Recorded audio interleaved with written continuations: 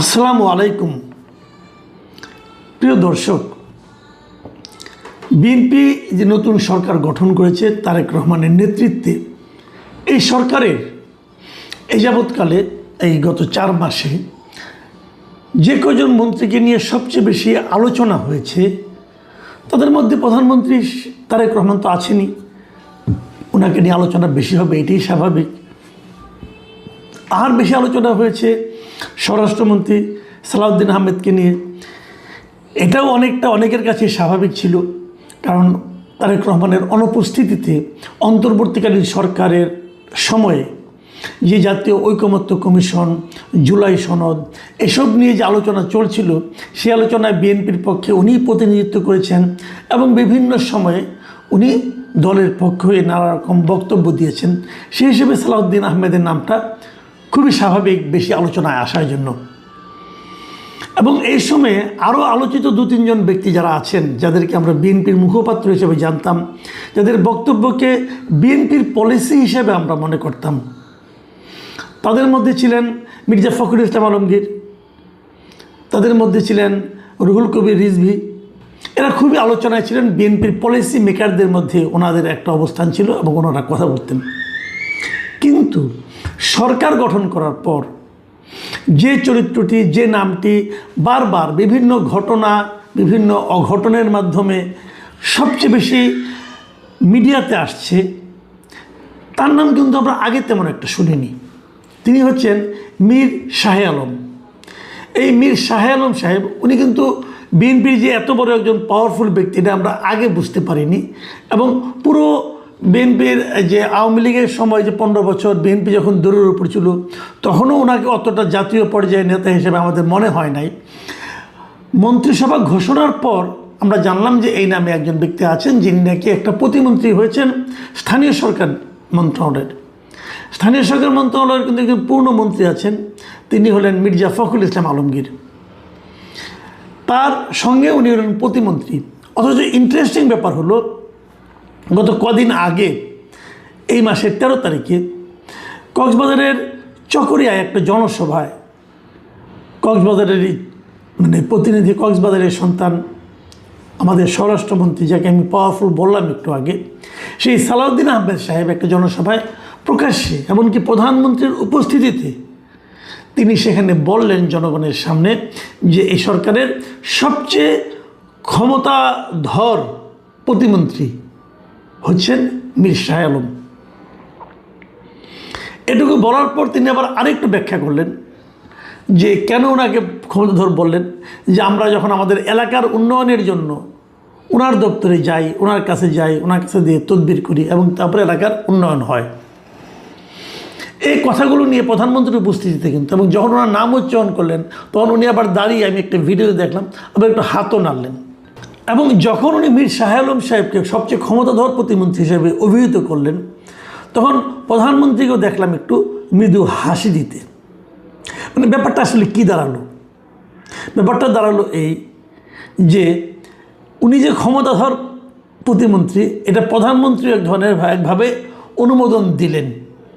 হয়তো হতে পারে প্রধানমন্ত্রী স্বরাষ্ট্র মন্ত্রীর এমন বক্তব্যকে রসিকতা হিসেবে নিয়েছেন এবং রসিকতা হিসেবে নিয়েই উনি হাসি দিয়েছেন, এটা হতে পারে, কিন্তু আমি অস্বীকার করছি না। কিন্তু আমার কথা হলো যে এই ধরনের রসিকতাই বা স্বরাষ্ট্রমন্ত্রী কেন করবেন? তিনি কি মীর শাহ আলমকে সম্মানিত করার জন্য করলেন, নাকি আমাদের চলতি ভাষায় আমরা যেটা বলি মীর শাহ আলম সাহেবকে বিতর্কিত করার জন্য অথবা পচানোর জন্য এই কথাটা বললেন? দুটোই কিন্তু হতে পারে। একজন প্রতিমন্ত্রীকে যদি তার মন্ত্রণালয়ের সবচেয়ে ক্ষমতাধর ব্যক্তি হিসেবে অভিহিত করা হয়, তাহলেই আমি মনে করি এটা আপত্তির ব্যাপার, কারণ ওখানে একজন মন্ত্রী আছেন। কিন্তু যখন তাকে ক্যাবিনেটের সবচেয়ে ক্ষমতাবান ব্যক্তি হিসেবে অভিহিত করা হয়, তখন তার মধ্যে দু ধরনের ঘটনা ঘটতে পারে, যে উনি আসলে ক্ষমতাধর, অথবা উনি নিজেকে ক্ষমতাধর মনে করেন, কিন্তু স্বরাষ্ট্রমন্ত্রী প্রকারান্তরে বলে দিলেন যে আপনার ক্ষমতাধর হওয়াটা ঠিক নয়। দুটার যে কোনো একটাই হোক, কোনোটাই আমাদের জন্য, আমার কাছে অন্ততপক্ষে স্বাভাবিক মনে হয়নি।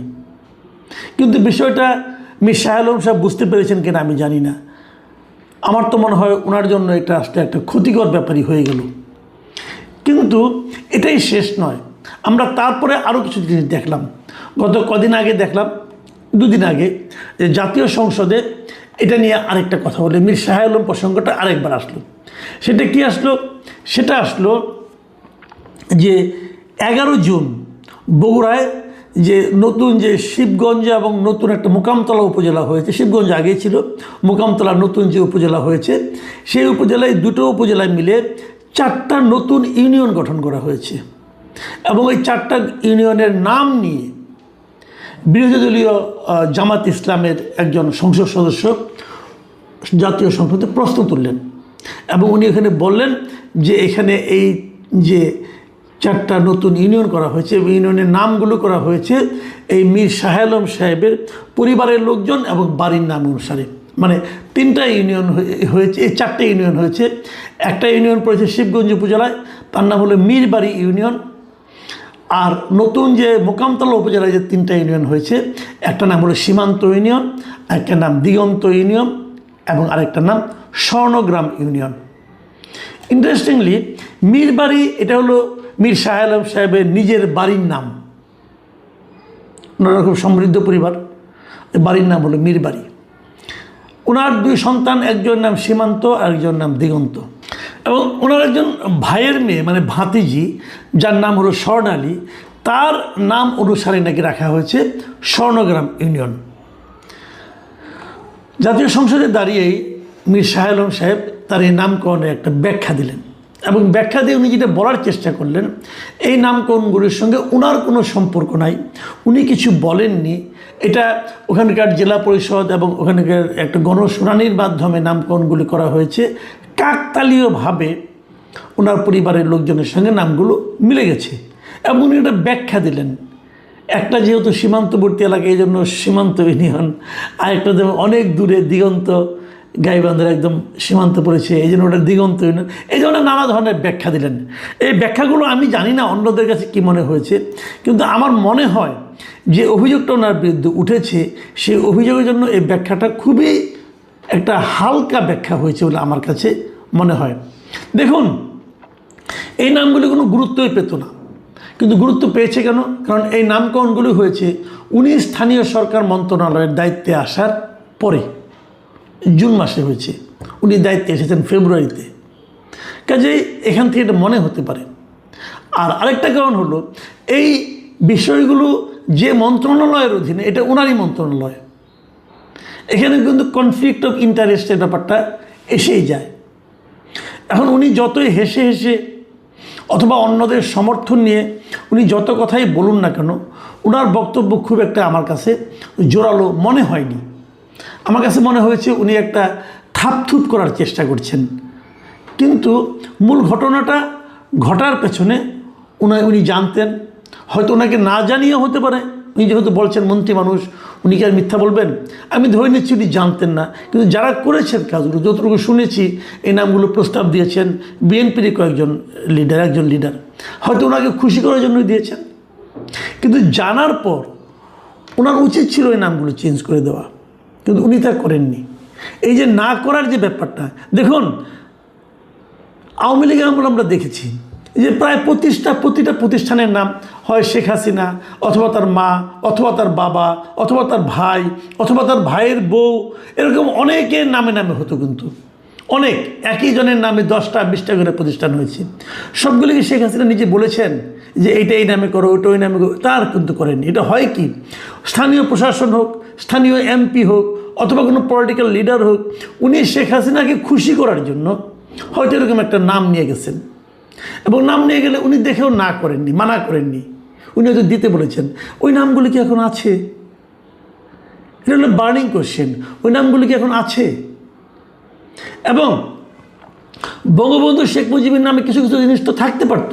উনি এই দেশের সবচেয়ে আমাদের দেশের জন্মের সঙ্গে জড়িত, ওনার নাম সবচেয়ে গুরুত্বপূর্ণ ব্যক্তিদের মধ্যে উনি একজন, কিন্তু ওনার নামে কিছু থাকতে পারত, ওনার নামে কিন্তু কিছুই রাখা হয়নি। কেন?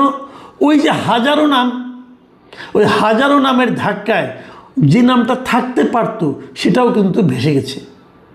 এরকমই হয়। এই যে নাম নিয়ে যে রাজনীতি, এই রাজনীতিটা আমাদের দেশের জন্য খুবই ক্ষতিকর।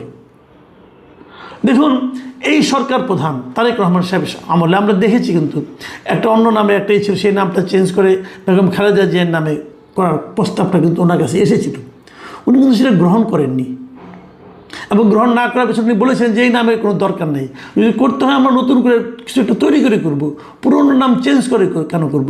এই যে নাম চেঞ্জ করা যে ব্যাপারটা, এটা অনেকটা মিউজিক্যাল চেয়ারের মতো চলতে থাকে।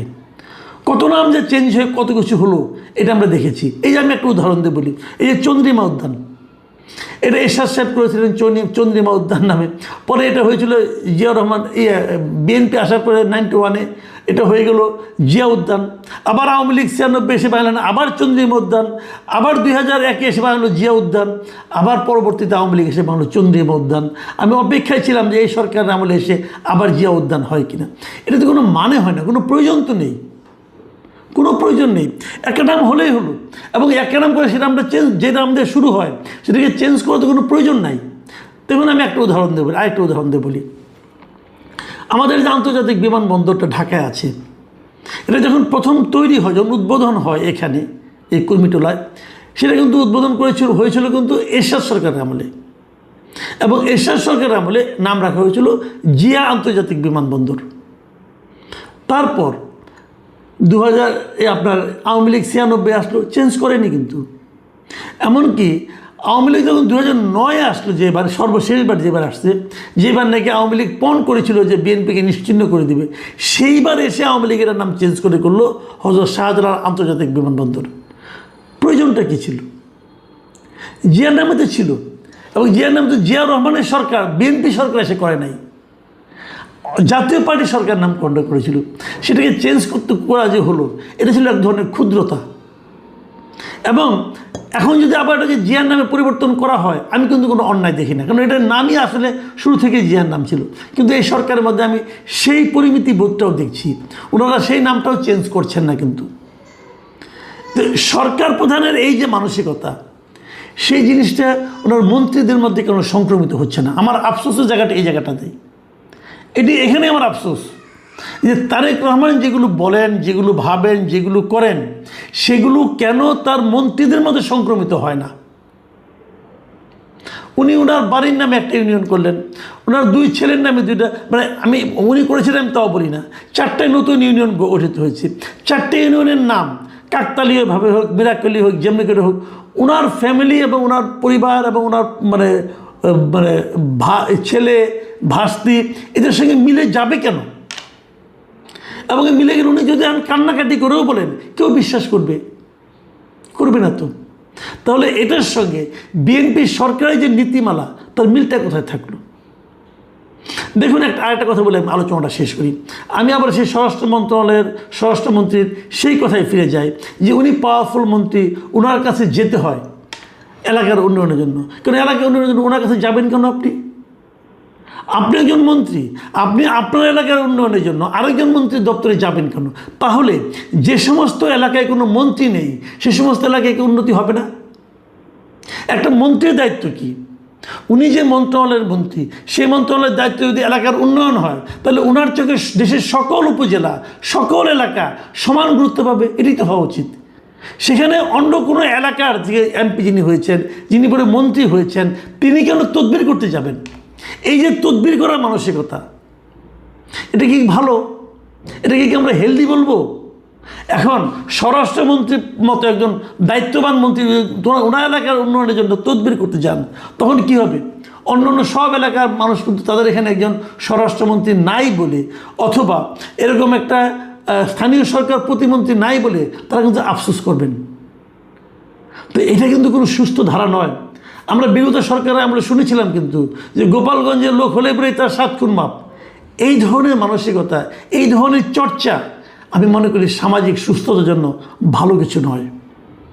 যে কথাটা বলে শেষ করব,